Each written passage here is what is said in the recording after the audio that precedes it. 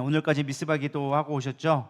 저는 함께하지 못해서 참 죄송합니다. 원치 않게 갑자기 날짜가 그렇게 잡혀가지고 집안일만 열심히 하다 왔습니다.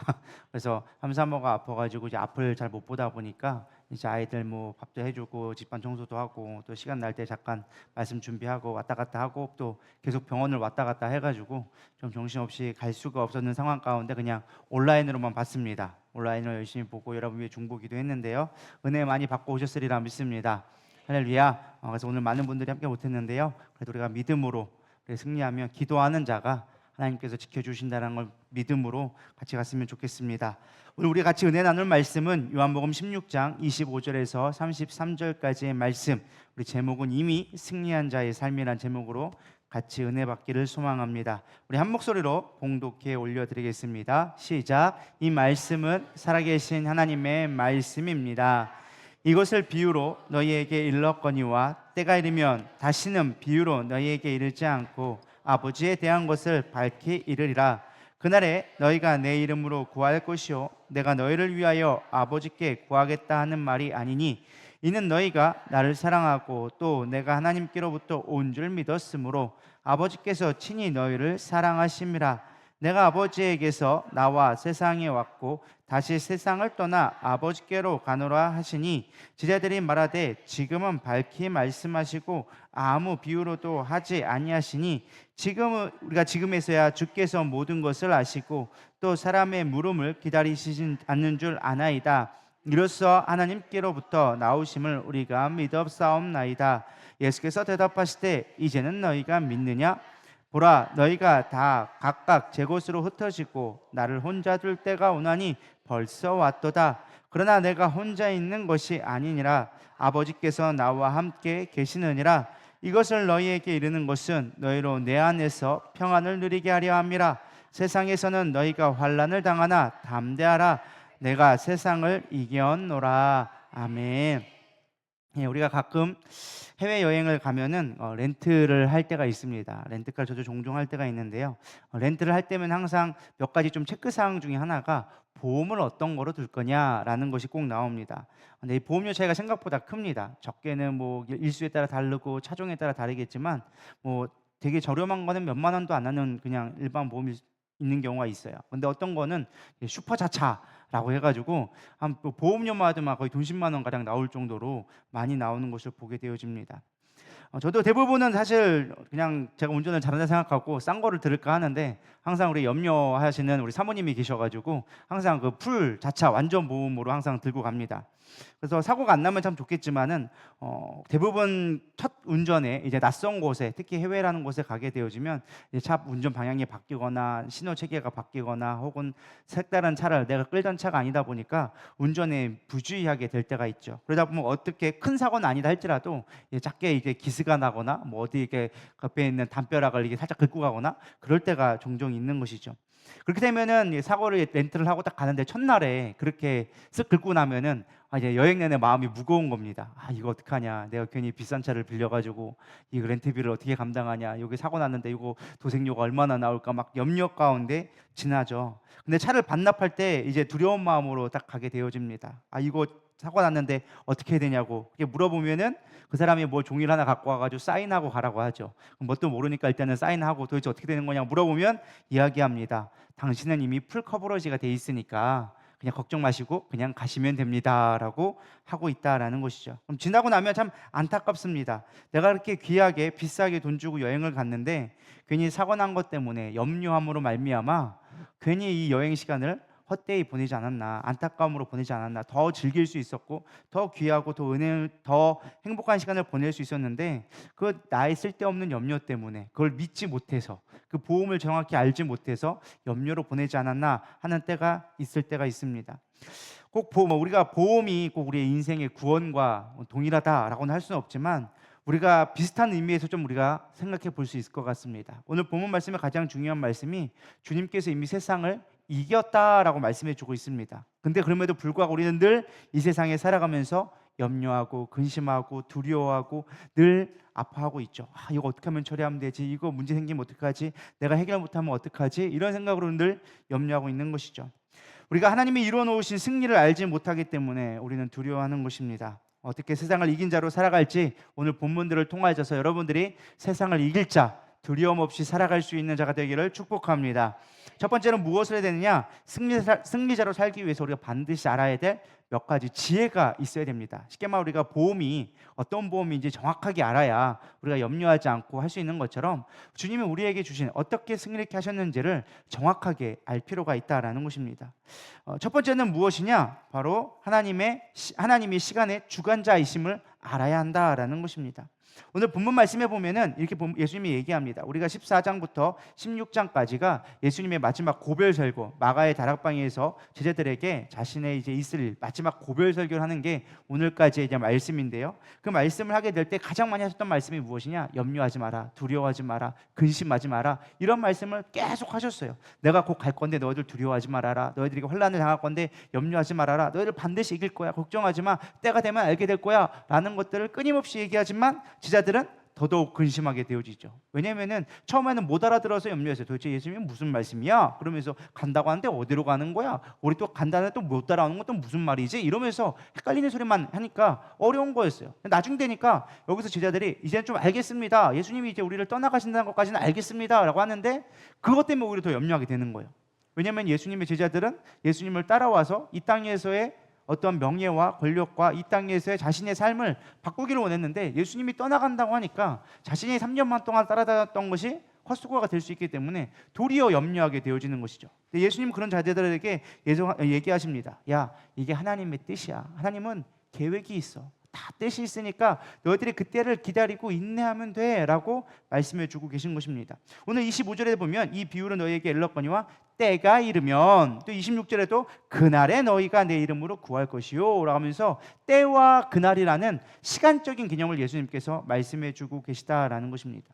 이 시간, 어떻게 보면 세상적으로 보면 우리가 잘 이해할 수 없는 시간이지만은 그러나 그 시간이 하나님이 정해놓은 계획이 있다라는 것을 우리는 생각해 볼 수 있다라는 것입니다. 제가 요즘에 며칠 동안 원치 않은 휴가를 집에서 보냈잖아요. 그래서 집을 치우고 잠깐 있는 동안 가운데 잠깐 쉬는 시간에 이제 집안 설거지도 해놓고 밥도 해놓고 이제 막 해놓고 잠깐 쉬려고 더워가지고 땀을 뻘뻘 흘리고서는 쉬려고 앉아가지고 이제 드라마를 잠깐 한 번 보게 되었습니다. 원치 않게 본 게 아니라 이제 미지의 서울이라고 이게 보게 되어졌어요. 이게 얼마 넷플릭스에 올라온 건데 그냥 일란성 쌍둥이가 있는데 이제 일란성 쌍둥이 한 명의 이름은 큰애 이름이 미래고 둘째는 미지예요. 근데 미래는 그 아빠가 그 딸을 딱 보자마자 쌍둥이로 태어난 걸 보고 이름을 떠올렸는데 이게 미래와 미지, 그러니까 알 수 없는 미래와 미지의 세계다라고 하면서 미래와 미지라고 쳤어요.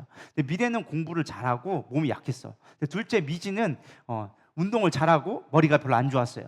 그래서 이게 골고루 태어나가 일란성인데도 불구하고 되어진 거예요. 그래서 미래는 공부를 잘해가지고 학교에서 우등상도 받고 해가지고 서울에 있는 공기업에 금융관리기원에 들어가게 되어지고, 이 둘째는 원래는 못하다가 자신의 재능이 없고 맨날 미래만 엄마가 따라다니고 혼자서 막 둘째다 보니까 그냥 찬밥 신세처럼 여기서 구석에 처박혀 있다가 우연찮게 발견되어 된 것이 달리기를 잘하게 된 걸 깨닫게 되어진 거예요. 그래서 달리기로 막 승승장구하다가 잘 나가봤는데 갑자기 이제 자기가 첫사랑이었던 거기 보면은 이제 호수라는 애가 나와요. 호수하고 미래하고 같이 있는 걸 보면서 그걸 보고 순간 넘어져가지고 달리기 하다가 다리가 골절이 되면서 선수 생활이 끝나게 되어졌어요. 그래서 자신의 모든 걸 잊어버리고 끝나게 되어지는 모습이 나오죠. 그 가운데 이 둘이 일란성이 닮고 너무 똑같이 생기다 보니까 둘이 문제가 있을 때마다 바꾼 거였어요. 얘는 약을 못 먹으니까 얘가 대신 약을 먹어주고, 공부를 못하니까 얘가 대신 공부를 해주고, 뭐 이렇게 어릴 때부터 하다가 서로의 다름을 발견하고 다른 길을 가다 보니까 달라지게 된 거죠. 그러다가 이제 미래가 서울에서 이제 어려움을 당하게 되어지자 둘이 옛날처럼 우리 서로 다시 바꿔보자. 그래가지고 미지가 대신 미래의 삶을 살아가고 미래가 다시 미지의 삶을 살아가는 뭐 그런 얘기였습니다. 근데 사실 이 이야기가 제가 왜 이야기를 드리냐면은 자매의 이름이 보여주다시피 미래와 미지는 사실 우리가 내일은 알 수 없는 영역이거든요. 그러다 보니까 사람들이 두려움을 갖고 있는 거예요. 이 내용의 전체적인 플로우시 무엇이냐, 흐름이 무엇이냐면 우리가 알 수 없는 거에 대한 두려움을 이겨내자, 서로가 위로해주고 함께할 때 이겨낼 수 있다, 뭐 이런 드라마적인 시적인 내용을 갖고 있는데 우리가 사실 내일을 누구나 두려워합니다. 드라마에서 이제 미래가 누군가에 대한 기대 때문에 자신의 삶을 선택하지 못하는 것에 대한 두려움이 있었습니다. 미래는. 근데 미지는 어떤 거냐? 누군가 비교해서 자신이 아무것도 할 수 없다라는 자존감이 낮아짐으로 말미암아 어떻게 살아야 할지 모르는. 그러니까 둘 다 지금 똑같이 한 명은 잘 자란 것 같고 한 명은 못 사는 것 같지만 똑같이 고민이 무엇이냐? 우리가 어떻게 살아가야 되지? 이런 고민에 대해서 끊임없이 싸움하고 있는 것이죠. 사실 저는 이 말씀이 꼭 성경적이라고 볼 수 없지만 우리가 같은 고민을 하는 것 같아요. 우리가 이 세상을 살아가면서 우리가 어떻게 살아가야 되지? 내일을 어떻게 우리가 더 잘 살 수 있을까라는 고민과 끊임없는 갈등 속에서 우리가 살아가고 있지 않나라는 것을 제가 드라마를 보면서 또 묵상하게 되어졌습니다. 사실 저도 그런 것 같아요. 우리가 인생을 살아가면서 계속적으로 늘 고민하고 염려하는 것 같아요. 저는 사실 어떤 생각도 하냐면은 이제 앞으로 내가 20년 목회하면 많이 할 것 같은데 20년 뒤에는 내가 뭘 해야 되지? 이런 생각을 하는 거예요. 그래서 내가 지금부터 준비해야 되지 않나? 라는 생각을 갖게 되어졌어요. 그게 어떻게 나왔느냐? 함사모가 이제 평생교육 워십을 하고 있잖아요. 그래서 침신대에서 워십을 할 수 있도록 평생교육 바우처를 신청하려고 했는데 그 평생교육처가 그 침신대가 약간 그런지 안 해준대요. 그래가지고 쓸 데가 없어진 거예요. 신청을 해놨는데 합격은 됐는데 국가에서 지원해준다고 30만 원 준다고 하는데 쓸 데가 없어진 거예요. 그래가지고 그럼 그걸 어디다 쓰지? 고민하는 가운데 찾다 보니까 뭐 직업학도고 뭐 여러 가지가 있더라고요. 뭐 제빵 제과도 할 수 있고 뭐 여러 가지 할 수 있어. 내가 대신 배워야 되나? 막 이런 생각을 하면서 요즘에 한 집사님이 열심히 제빵을 배웠는데 나도 은퇴하면 그 빵이나 만들까? 막 이런 생각도 하고 아니면 또 자동차 정비 기술을 배워야 되나? 막 이런 생각도 하고 여러 가지 제가 할 수 있는 방법들을 막 찾기 시작하는 거예요. 제가 그러면서 가만히 그런 생각을 하다가 내가 왜 이런 염려를 하고 있지? 나의 계획과 하나님의 계획이 분명히 다를진데 내가 목사임에도 불구하고 나는 왜 하나님의 계획을 찾지 아니하고 하나님이 나를 향한 가장 좋은 길을 바라보지 않고 왜 내 방법으로 계속 염려하고 있지라는 생각이 드는 가운데 이 미지의 서울을 보면서 우리가 누구나 이런 고민을 할 수 있겠구나.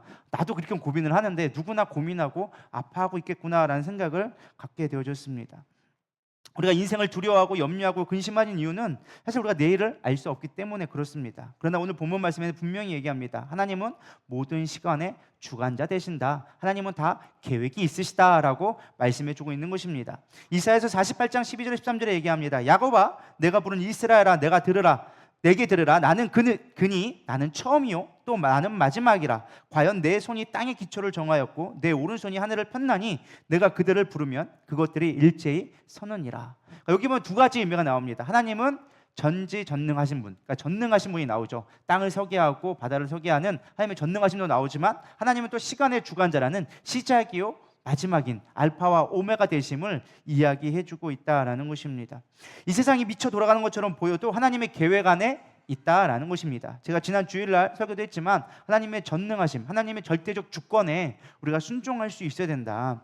예수님의 십자가의 죽음은 제자들에게 있어서는 사실 예수님 제자들의 관점에서 본다면 일어나서는 안 되는 일이었습니다. 그리고 예수님의 부활 사건은 믿을 수 없는 일이었습니다. 근데 예수님은 그것을 이루겠다라고 말씀하신 거예요. 제자들의 관점에서 본다면 이루어질 수 없고 일어나서도 안 되는 일이었다는 것이죠. 그런데 하나님은 우리에게도 그런 동일한 계획을 하고 계시다라는 것입니다. 우리가 생각할 때는 이루어질 수도 없고 우리가 볼 때는 이거는 비논리적이라 하는 일들이 나의 삶 가운데 계획을 하고 계시다라는 것입니다. 그렇다면 우리 적용을 한다면 하나님의 시간의 주관자라는 것이 우리의 신앙생활에 어떻게 적용해 볼 수 있을까? 가장 중요한 건 우리가 오늘을 믿음으로 살아가야 한다라는 것입니다. 전도서 기자는 이렇게 얘기합니다. 정해놓은 때가 있다라고 분명하게 말씀해주고 있습니다. 파종의 때가 아닌데 심어봐야 열매를 거둘 수 없고 수확의 때가 아닌데 수확하려 한다건들 열매를 맺을 수가 없다. 무슨 말인지 아시죠? 농사를 지어보신 분은 알 거예요. 지금 파종의 때가 아니에요. 지금은 8월달, 지금 7월달인데 지금 내가 여기서 사과나무를 심어서 올 겨울, 가을에 먹어야지 한다고 내가 지금 사과나무를 심는다고 사과나무가 열매 맺을까요? 안 맺어요. 맺을 수가 없다는 거죠. 오히려 타죽기 딱 좋죠. 왜냐하면 다 심을 때가 있다는 거예요. 내가 아무리 지금 뭐 고추가 좋다고 해서 지금 고추를 심으면 얘는 자라날 수가 없겠죠. 물론 처음에 자라는 하지만 열매를 맺을 수가 없겠죠. 왜? 열매 맺을 때는 추워지니까 열매 맺을 때가 없다는 거예요. 그래서 우리가 심는다고 있는 게 아니라 다 파종의 때가 있고 추수할 때가 있다는 거예요. 그래서 우리 그 때를 하나님이 정해놓은 날이 있다. 우리 인생도 그렇게 하나님이 정해놓은 계획이 있다. 전도서 3장 2절은 얘기합니다. 날 때가 있고 죽을 때가 있으며 심을 때가 있고 심을 것을 뽑을 때가 있으며 하나님의 때가 있다는 거예요. 그렇기 때문에 우리는 항상 하나님의 그 때에 맞춰서 하나님이 오늘 우리에게 주신 것들을 살아가야 한다라는 것입니다. 아까 앞서서 제가 미지의 서울이란 드라마에 이야기를 했는데요. 거기에 명대사가 이렇게 하나 나오더라고요.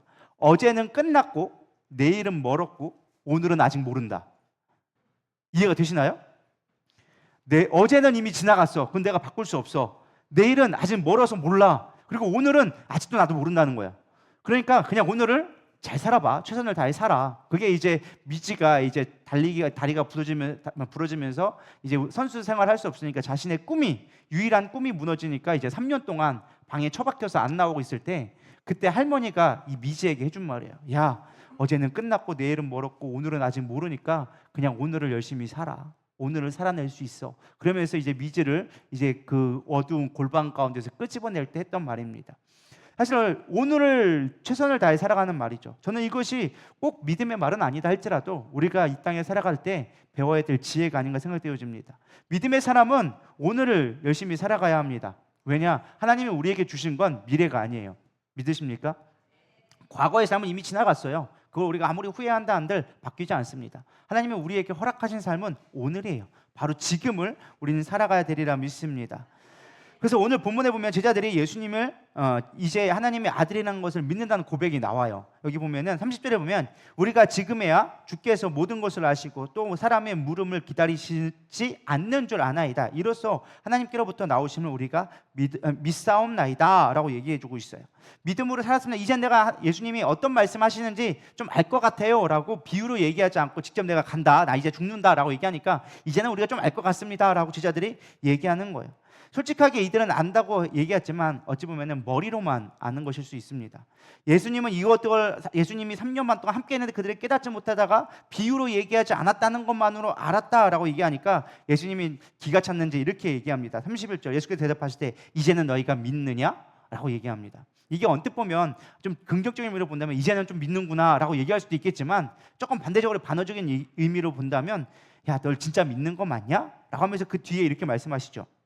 보라 너희가 다 각각 제 곳으로 흩어지고 나를 혼자 둘 때가 오나니 벌써 왔도다. 야, 니들 나 배신할 거야 라고 얘기하고 있는 것이죠. 이 상황은 뭐예요? 니들 아직 모른다라는 거예요. 사실 우리가 신앙생활을 하면서 때로는 우리가 뭐 깨달았다라는 것도 있지만 사실 그것도 지나고 보면 우리가 모를 때가 많은 거예요. 그렇기 때문에 우리는 뭐예요? 오늘을 충실하게 살 거예요. 우리 깨달았다고 내 신앙이 엄청나게 달라질 것 같냐? 그렇지 않아요.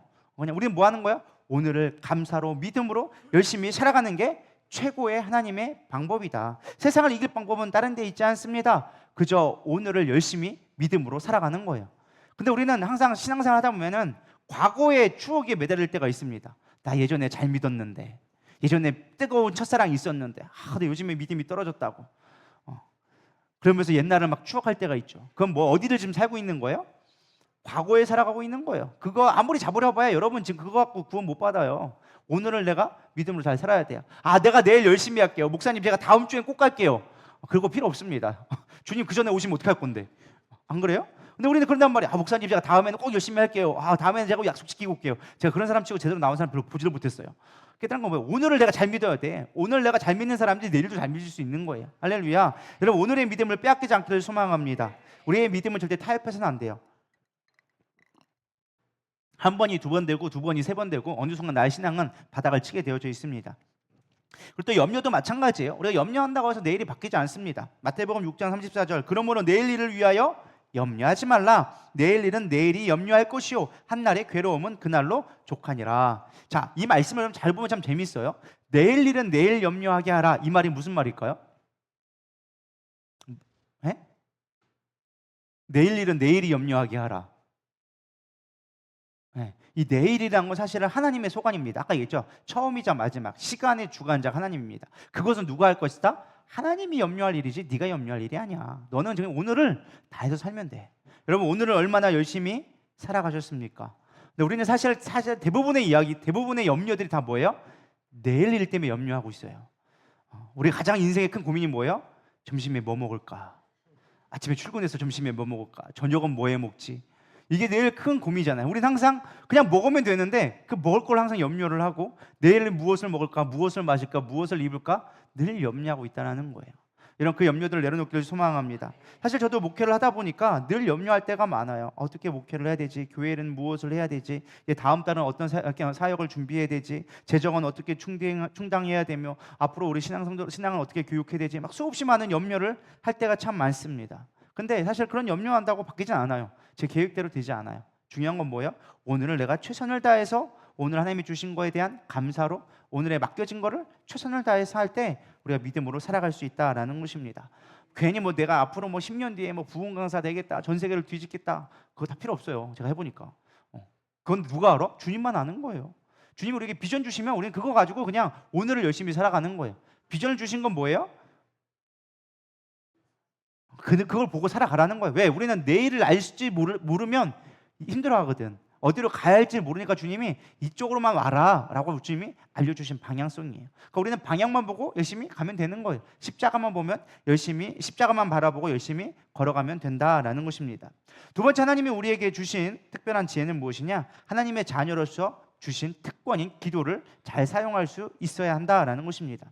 25절, 26절 다시 보면요, 뒷부분에 이렇게 나와 있습니다. 다시는 비유로 너희에게 이르지 않고 아버지에 대한 것을 밝히 이르리라. 그날은 너희가 내 이름으로 구할 것이요 내가 너희를 위하여 아버지께 구하겠다 하는 말이 아니니. 여기 보면 또 재미있는 말씀이 나와 있어요. 그리고 또 25절은 그냥 알 것 같아요. 비유로 너희에게 말하지 않고 아버지에 대한 것을 밝히 알게 될 거다. 그때가 되면 하나님이 분명하게 보여줄 것이다. 우리는 이미 알고 있잖아요. 예수님의 십자가와 부활에 대해서 우리는 잘 알고 있고 그것이 무슨 의미인지를 잘 안단 말이에요. 제자들은 그때는 몰랐어요.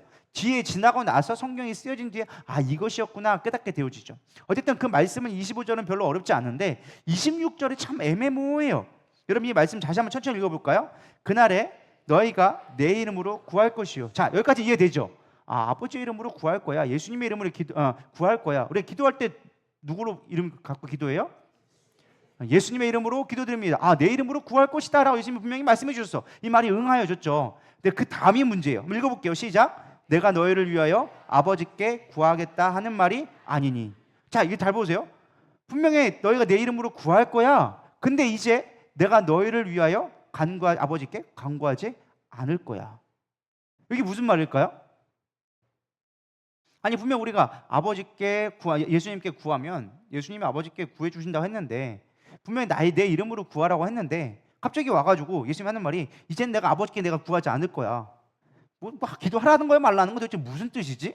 성경에 보면 로마서 8장 34절에 보면 누가 정죄하리요 죽을 뿐만 아니라 다시 살아나신 이는 그리스도 예수니 그는 하나님 우편에 계신 자요 우리를 위하여 간구하시는 자신이라. 하나님 보좌 우편에 올라가서도 승천하신 다음에도 뭐 하신다고요? 우리를 위해서 기도해주고 계시다라고 얘기해주고 있어요. 또 히브리서 7장 25절에 보면 뒤에 보면 그가 항상 살아계셔서 그들을 위하여 간구하심이라. 승천하신 다음에 부활하신 다음에 우리를 위해서 간구해 주시겠다고 얘기했단 말이에요.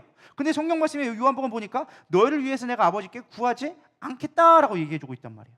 도대체 성경은 왜 앞뒤가 안 맞는 것처럼 보이지? 할 때가 있는 거죠. 여러분은 깊이 생각 안 하니까 이것 또한 생각을 잘 못 하시겠죠. 뭐 도대체 여기가 구한다는 거고 여기는 안 구한다 이런 게 전혀 매치가 안 되니까 그냥 그런가 보다 하고 넘어갈 건데 자세히 보면 이게 안 맞단 말이에요. 아니 구하지 않겠다. 내가 구하겠다. 이게 도대체 무슨 말일까? 이 말씀을 잘 이해해야 우리가 이 세상을 이길 수 있는 지혜를 얻을 수 있다라는 것입니다. 원래 이 말의 의미를 알기 위해서는 우리의 신분에 대해서 먼저 조금 우리가 이해할 필요가 있습니다. 원래 우리는 죄인입니다.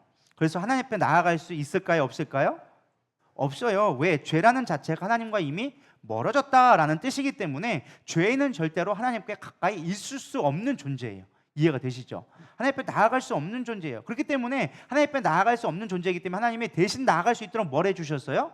제사장이라는 것을 만들어 주셨어요. 원래 내가 하나님 앞에 처음에 얘기했어요. 하나님의 모세가 시내산에 왔을 때 하나님 앞에 나와라 했는데 백성들이 못 나가겠어요. 하나님 두려워요. 하나님 앞에 보면 우리 다 죽어요. 그래서 못 나가니까 대신 모세가 가서 하나님 보시고 얘기한 다음에 들으시면 우리에게 전달해 주시면 우리가 들을게요. 그래서 하나님이 모세부터 뭐가 세워졌어요? 하나님 앞에 나아갈 수 있는 중보자의 역할을 하는 제사장을 세우기 시작했다는 거예요. 그래서 하나님 우리 제사장에 나아가지고 우리의 죄를 고백하면 제사장이 그걸 가지고 하나님 앞에 나아가서 용서함 받고 그거를 선포함으로 죄사함 받았다는 거를 깨닫게 되어졌다는 거예요. 이게 죄사함의 원리였다는 거예요. 이해가 가시죠? 그러니까 우리는 하나님 앞에 나아갈 수 없고 하나님 앞에 얘기할 수가 있는 존재가 아니에요. 굳이 옛날을 좀 비교하면 고대 시대에 우리가 백성이 왕 앞에 가가지고 마음대로 얘기할 수 있나요? 내가 왕 좀 만나볼게요. 왕님 잠깐 나와보세요. 나랑 좀 대면 좀 해보세요. 이렇게 하면 왕이 그래 어서 오세요 얘기할까요? 그럴 수 있는 존재가 아니라는 거예요. 왕 앞에 함부로 나갈 수가 없다라는 거예요. 나가려면 뭐 해야 돼요? 관문이 많았어요. 특별히 당시에는 이제 이게 비서처럼 집정관이라고 해가지고 왕에게 말할 수 있는 자만이 따로 있었어요. 신하라고 다 할 수 있는 게 아니라 그 중에 집정관이라고 왕한테 직접 할 수 있는, 지금으로 말하면 비서실장처럼 직접 뭐 요즘에 좀 다르긴 하지만 옛날에는 왕한테만 얘기할 수 있는 집정관이 따로 있었어요. 뭐 영의정이라든가 우리나라 말로 한다면 뭐 그렇게 해서 왕한테 얘기할 수 있는 자에게 통해서만 될 수 있었다라는 것이죠. 근데 이제는 뭐 했느냐? 너희들이 집정관을 통하지 않고, 그러니까 쉽게 말하면 예수님을 통하지 않고 뭐 할 수 있다? 직접 대면할 수 있다. 그래서 우리가 잘 알고 있는 이야기가 뭐예요? 예수님이 십자가에 죽으심으로 말미암아 휘장이 위에서 아래로 찢어졌다. 휘장이란 건 뭐예요? 원래 너희와 나 사이에는 이 거룩함 때문에 나올 수 없어. 제사장만이 들어올 수 있어 라고 경계선을 거는 거예요. 여기 선 넘어오지 마. 여기 넘어오면 니들 죽어. 큰일 나. 나는 거룩하고 너희는 죄인이니까 못 들어와 라고 했었는데, 이제는 그거를 찢으셔서 뭐 하신 거예요? 이제 너희들 거룩하게 되었으니 나와 함께 있을 수 있어 라고 하면서 해결해 주셨다라는 것입니다. 직접 만날 수 있게 되어지는 거야. 그러니까 예수님이 하신 말씀은 무엇이냐? 내가 너희를 위해서 중보하지 않겠다, 내가 너희를 위해서 기도하지 않겠다라는 게 아니라, 내가 예전에는 너희들이 나를 통해서만 하나님 만날 수 있었지만 이제는 나를 내가 십자가의 짐으로 말미암아 너희가 직접 하나님과 대면할 수 있는 그 자격을 얻게 될 거야. 누구의 이름으로? 예수의 이름으로. 할렐루야. 아니 이미 뻔히 알고 있는 얘기를 왜 이렇게 어렵게 빙빙 돌려서 얘기하냐, 그렇게 생각하실 수 있는 분들도 있을 것 같아요. 아니 목사님 그거 다 아는 거잖아요. 뭘 굳이 그렇게 힘들게 뱅뱅 돌려서 얘기합니까? 중요한 건 우리가 그것을 잘 이해하지 못했기 때문에 그래요. 그것이 하나님이 주신 놀라운 특권인데 우리가 그 특권을 잘 사용하고 있지 못하기 때문에 세상을 이길 수 없다라는 것입니다. 하나님께서 얘기하시는 것입니다. 야, 내가 너에게 준 특권이야. 이거는 엄청난 특권이야. 예전에는 너희가 나를 통해서만, 나를 만나야지만 아버지께 구하고 아버지께 살 수 있었지만, 이제는 너희가 아버지를 사랑하고 아버지를 믿기 때문에, 나를 믿고 나를 사랑하기 때문에 너희가 아버지께서 너를 친히 사랑하셔서 직접 들어주시겠다고 언약해 주셨어. 그러니까 이제 너희는 예수의 이름으로 구하라는 것입니다. 요한복음 1장 12절을 얘기합니다. 영접하는 자, 곧 그 이름을 믿는 자에게는 하나님의 자녀가 되는 권세를 주셨으니. 옛날에는 종의 신분이었지만 이제는 누구예요? 아버지에게 얘기할 수 있는 자녀의 특권을 주었다라는 것입니다. 에베소 3장 12절도 얘기합니다. 우리가 그 안에서 그를 믿음으로 말미암아 담대함과 확신을 가지고 하나님께 나아감을 얻었느니라. 여러분, 이 말씀이 얼마나 놀라운 말씀인지 깨닫기를 소망합니다. 하나님 앞에 나아감을 얻었다. 이게 이해가 되시나요? 우리는 너무나 쉽게 하나님에 대해서 가치 없게 여기고 기도에 대해서 너무 쉽게 생각하니까 내가 하나님 기도하면 다 들어주겠지, 이게 너무 쉽게 생각한 것 같아요. 우리는 하나님 앞에 나갈 수 없는 존재였어요. 근데 우리에게 하나님이 기도라는 엄청난 특권, 하나님의 자녀라는 특권을 주었기 때문에 하나님 앞에 나아갈 수 있게 되어진 거예요. 할렐루야. 그러니까 이거는 짐이 아니라 뭐다? 특권이다, 힘이다라는 것입니다. 무엇보다 우리가 공중권세 잡은 악한 마귀와 대적할 힘이 우리에게 있을까요, 없을까요? 있어요? 우리는 없어요.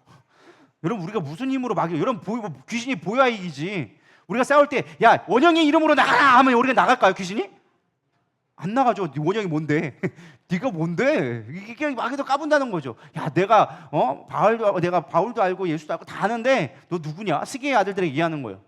너 누군데 와서 그래? 내가 예수 이름 따고 다 아는데 내가 더 모르는데 너 와서 뭐 여기서 귀신이나 떠나가라, 너 떠나가냐? 얘 이것들을 하면서 디귿도 맞았잖아요. 죽다 살아나잖아요. 똑같은 거예요. 우리는 마귀를 이길 권세가 없어요.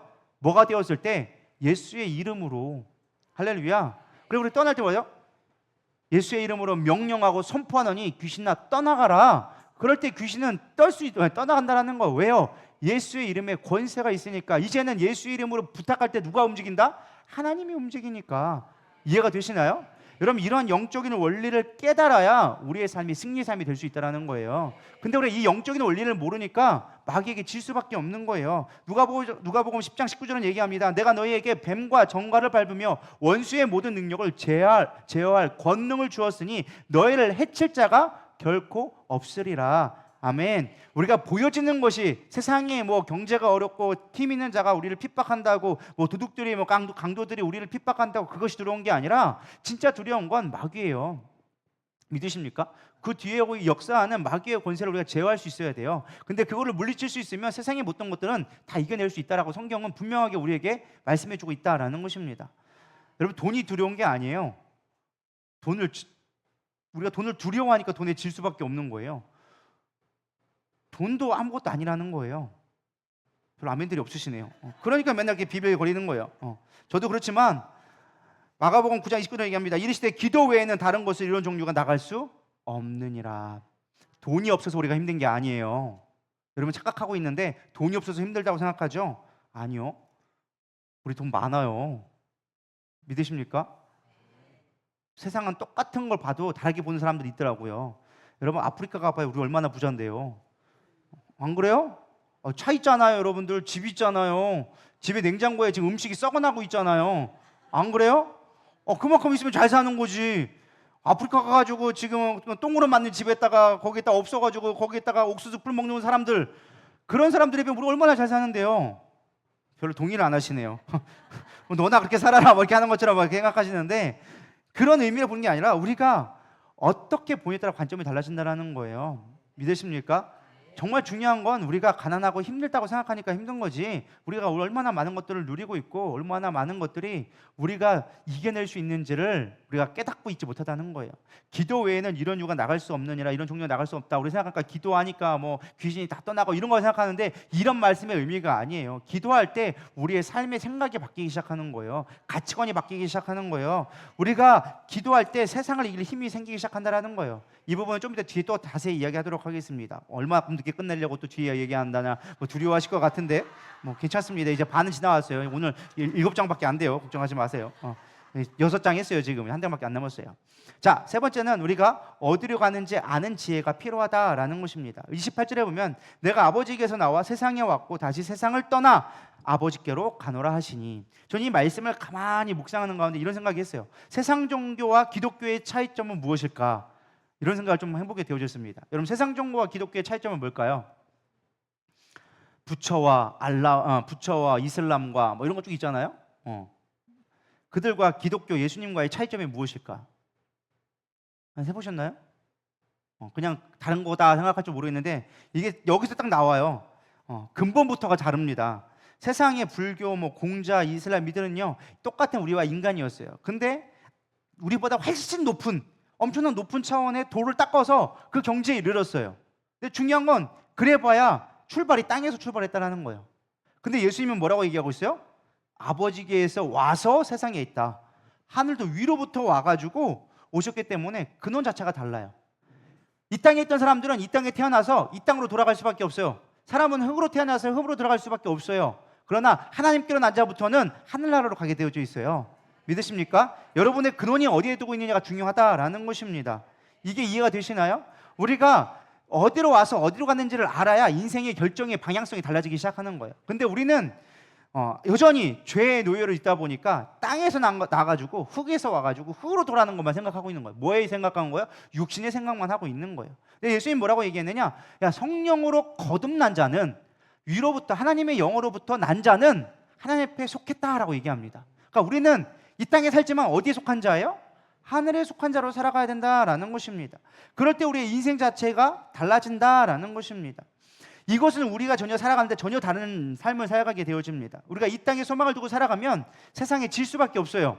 세상에 잘난 사람이 얼마나 많은데 이 땅을 지배하고 있는 건 누구예요? 공중권세 잡은 악한 영이 지배하기 때문에 우리는 마귀의 종으로 살아갈 수밖에 없다는 거예요. 여러분이 아무리 길고 날고 아무리 똑똑하고 아무리 돈이 많아도 여러분이 이 땅에 세상에 소망을 두고 살아가면 이 땅의 종으로 살아갈 수밖에 없다는 거예요. 근데 우리가 천국의 소망을 두고 살아갈 때는요 세상을 이길 수 있습니다. 왜요? 우리는 이 땅에 속한 자가 아니기 때문에. 싸움 방식 자체가 달라지는 거예요. 세상에 소망을 두면 세상의 성공과 부와 명예가 승리지만, 우리가 천국의 소망을 두면 이 땅에 지배하는 공중권세 잡은 악한 영을 대적하여 천국을 얻어내는 것이 승리이기 때문에 싸우는 방식 자체가 틀린 거예요. 목적 자체가 다른 거예요. 이해가 되시나요?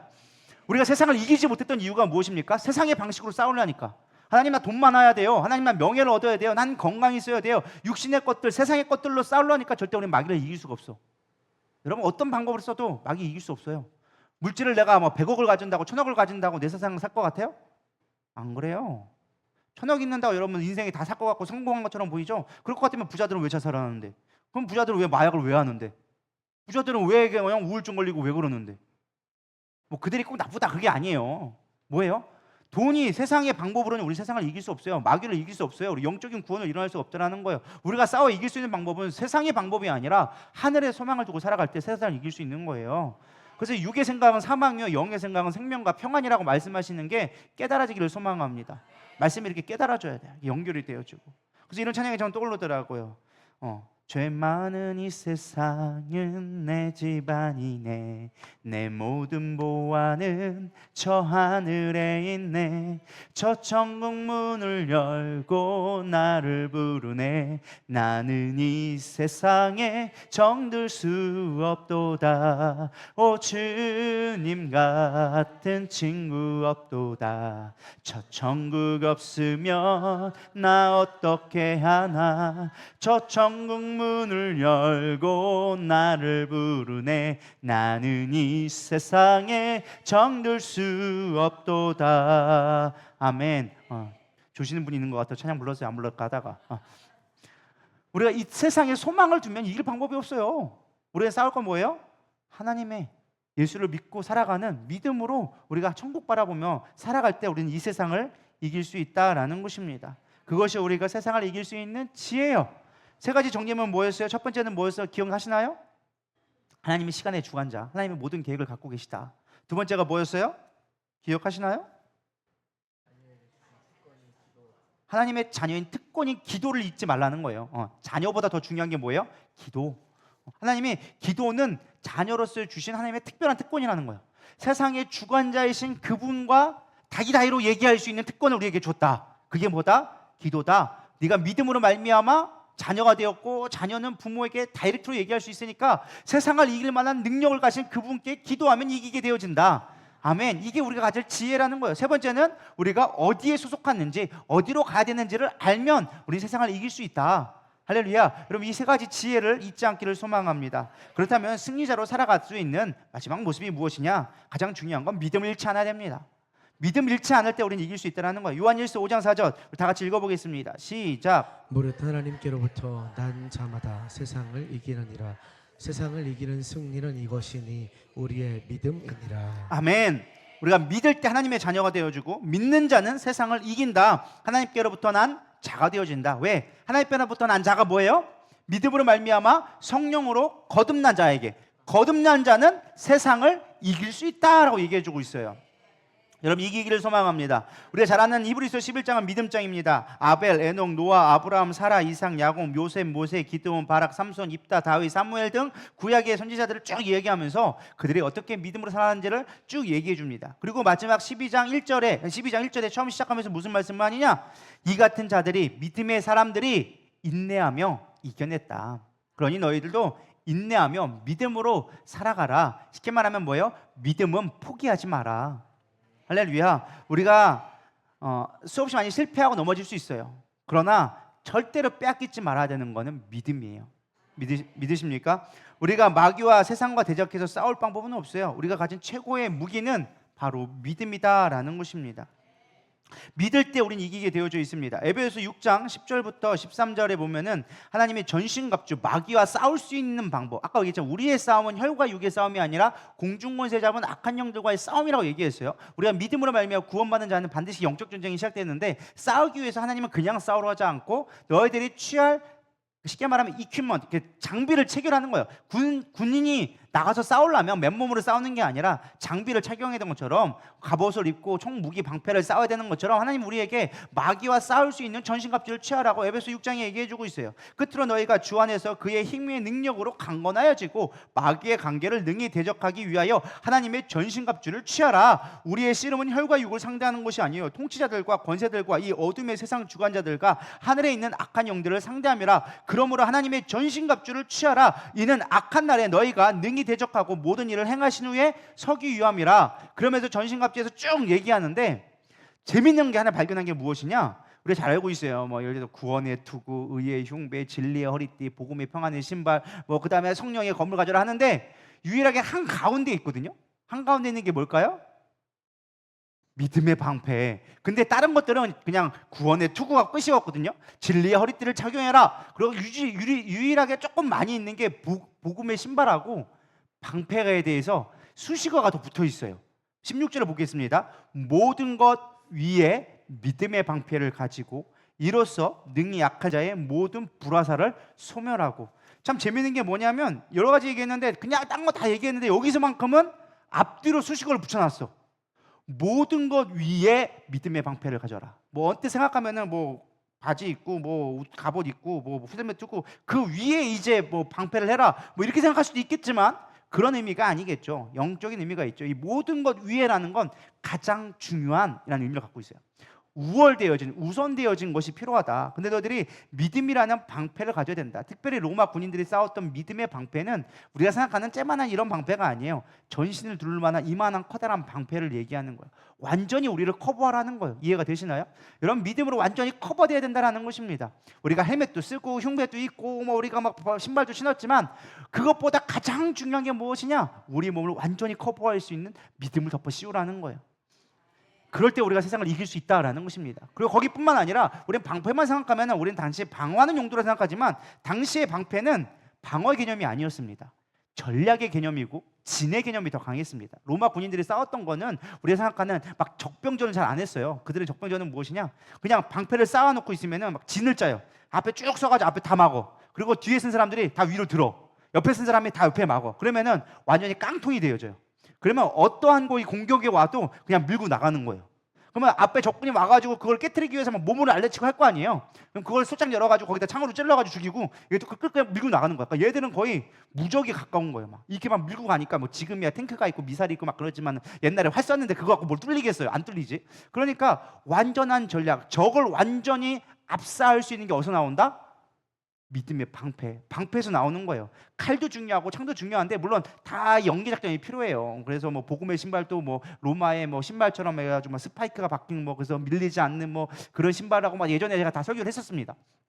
어쨌든 중요한 건 이 믿음의 방패가 가장 강력한 무기가 될 수 있고 진이 될 수 있다는 거예요. 믿으십니까? 근데 그건 혼자 싸워서는 아무 의미가 없어. 혼자서 내가 진 싸워봐 옆에서 맞고 뒤통수에서 맞고 다 죽어. 뭐 하라는 거예요? 함께 싸워야라는 거예요. 함께 싸울 때 함께 믿음이 연합되어지는 것은 악한 마귀가 대적할 수가 없다. 여기 보면 나와 있잖아요. 모든 악한 자의 불화살을 소멸하고, 이 소멸이라는 건 완전히 없애버리겠다라는 거예요. 전 여러분이 그렇게 싸워 이길 수 있기를 소망합니다. 우리가 두려워하는 것은 환경의 문제가 아니라 아까도 말씀드렸습니다. 믿음의 문제예요. 돈이 없는 게 문제가 아니에요. 근데 믿음이 없는 게 문제지. 동의하십니까? 여러분 이걸 깨닫기를 소망합니다. 내가 염려가 오고 두려움이 온다. 나 경제적인 문제가 있는데 그건 여러분의 지금 믿음의 문제라는 거예요.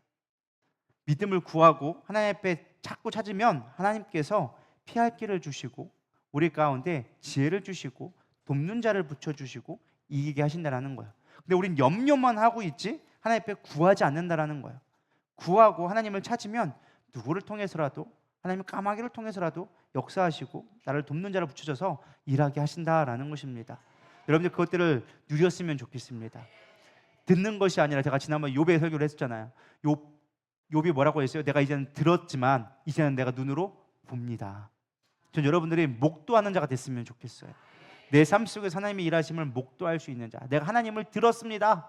나 하나님 압니다. 하나님 도우시는 거 능력 받으신 거 내가 압니다가 아니라 내가 경험했습니다. 내가 목도했습니다. 할 수 있는 저와 여러분 되기를 소망합니다. 마지막입니다. 선포로 이겨내기를 소망합니다. 33절을 다 같이 읽어보겠습니다. 시작. 이것을 너희에게 이르는 것은 너희로 내 안에서 평안을 누리게 하려 함이라.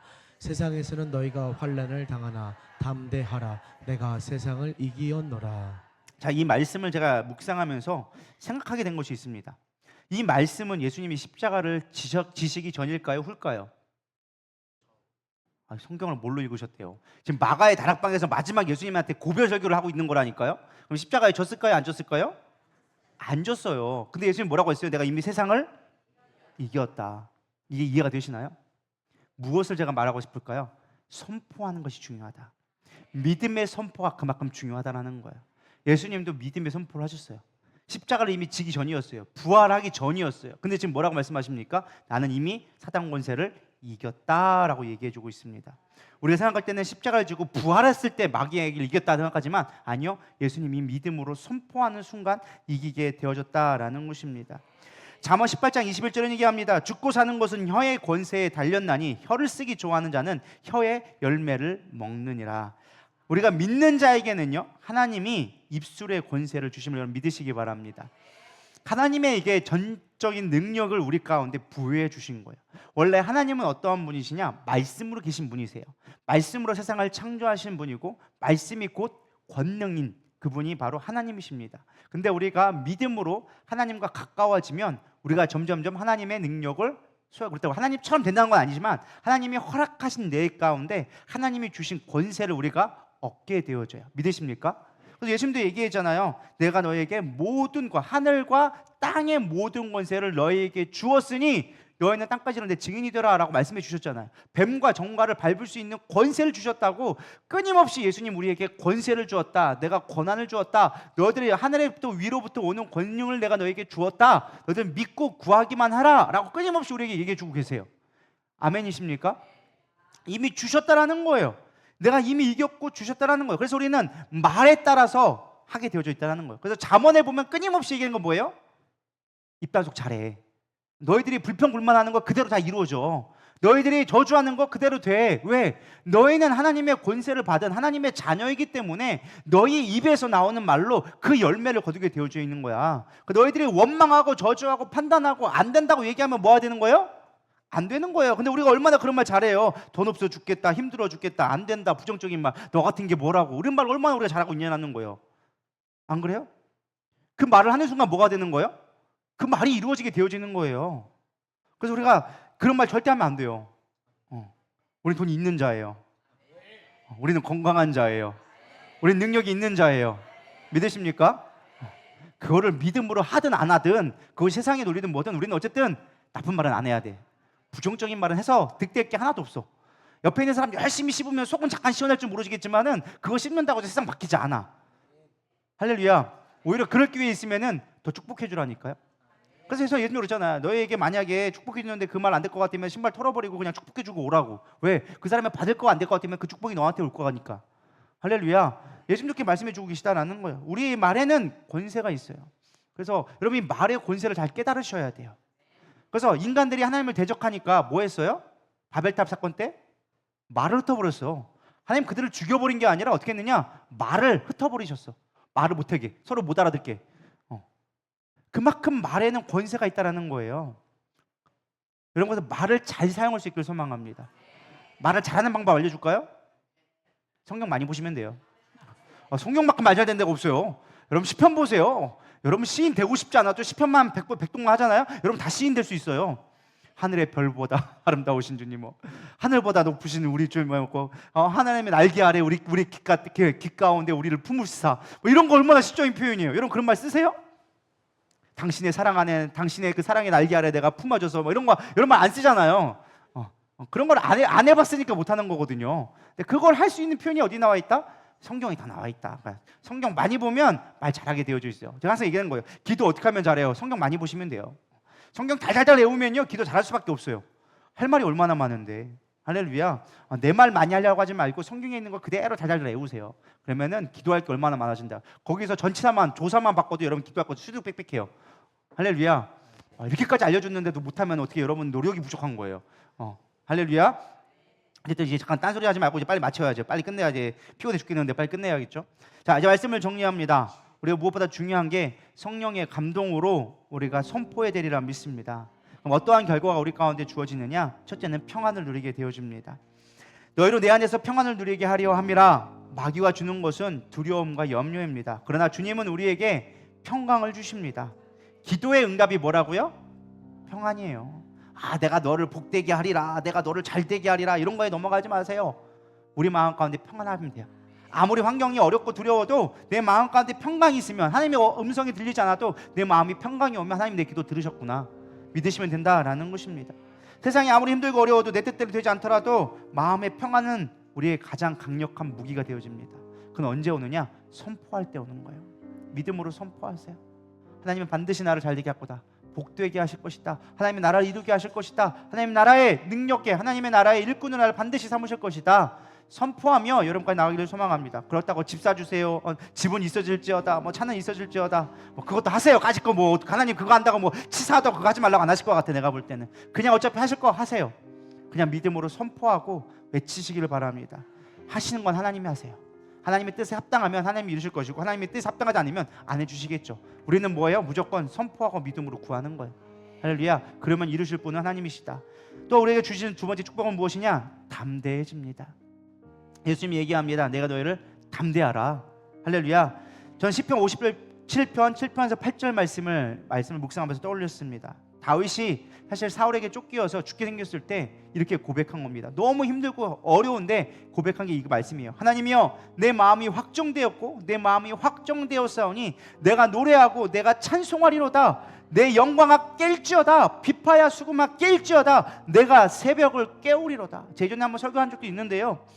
너무나 힘들고 어려웠는데 내 마음 가운데 하나님 앞에 선포한 거예요. 하나님, 내가 이제 확정했습니다. 내가 이제 내 마음을 정했습니다. 내가 노래하고 찬양하겠습니다. 여러분, 힘들 때 뭐예요? 힘들 때 뭐 하고 계세요? 원망하고 한탄하고 밥 먹고 술 마시고, 안 그래요? 여러분, 열받으면 밥 먹잖아요.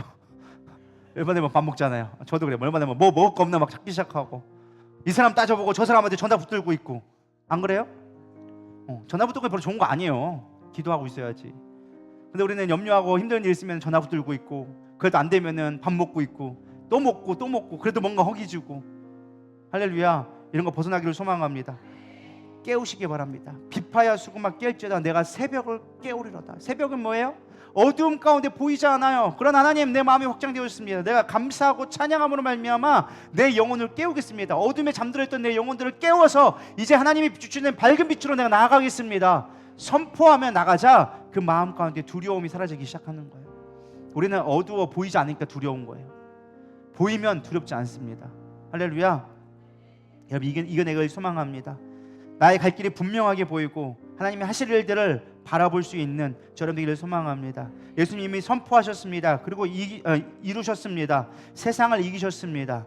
우리에게도 그 이길 권세를 우리에게 주셨습니다. 아까도 얘기했지만 마태복음 28장 18절, 예수께서 나와 말씀하여 이르시되 하늘과 땅의 모든 권세를 내게 주셨으니. 할렐루야. 그 권세를 선포하며 나가기를 축복합니다. 환난 앞에 무너지지 마십시오. 세상은 지금도 밀가 부르듯이 우리를 믿음에서 떨어뜨리려고 날뛰고 있습니다. 그러나 담대하십시오. 이미 우리는 이미 하나님의 계획에 그 길을 걸어가고 있습니다. 그리고 기도하게 하심으로 하나님의 뜻을 분명하게 보이셨습니다. 믿음으로 선포하고 오늘의 삶을 감사로, 기쁨으로, 주님이 주시는 소망으로 이겨내며 나갈 수 있기를 축복합니다. 우리 이 시간 담대하라, 오늘 말씀에 나와 있는 것처럼 이 말 찬양을 부르시면서 주님 앞에 내가 믿음으로 나가겠습니다 고백하며 나가겠습니다. 이것을 너희에게 이름을 너희로 내 안에서 평안을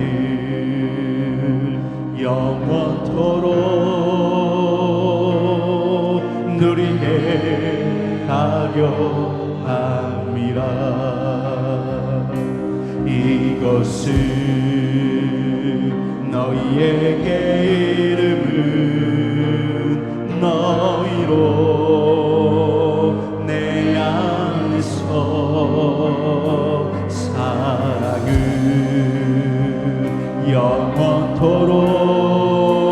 영원토록 누리게 하려 함이라. 세상에서